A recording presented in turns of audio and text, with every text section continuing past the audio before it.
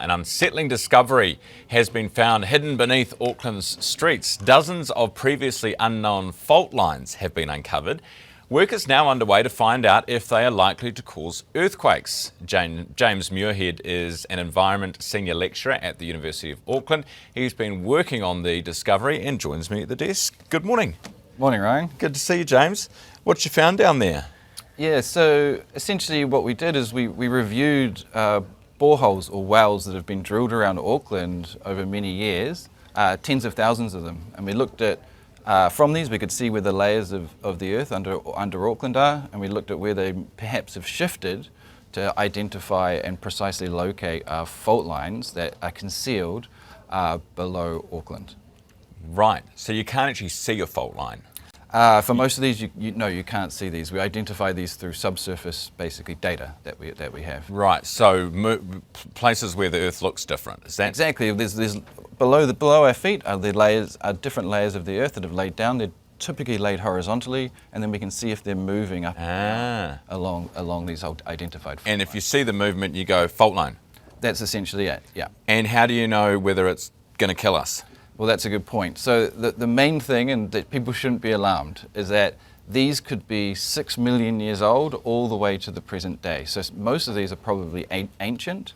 So the next steps for us are then to think about which of these fault lines around Auckland are actually what we would call active. How young do they need to be considered active? Yeah, that's a great question. So any fault line that has moved in the last 125,000 years we would call active and has the potential for future activity. Okay.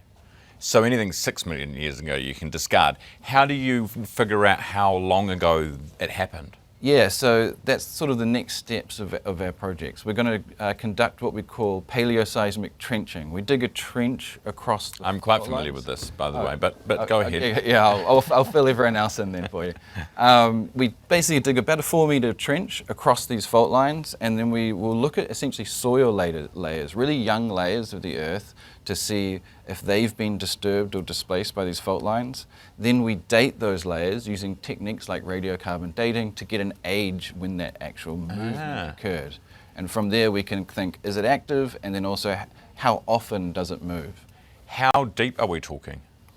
The fault lines themselves. Yeah, like where are you getting the soil? You know, how deep are you having to go to get Yeah, so we only have to go about 4 metres because we just want to look at really recently deposited layers because we want to know if it's moved recently. Okay, I'm with you. You're not having to go down to wherever it first. Not at all. Yeah. So when will you have some answers for us?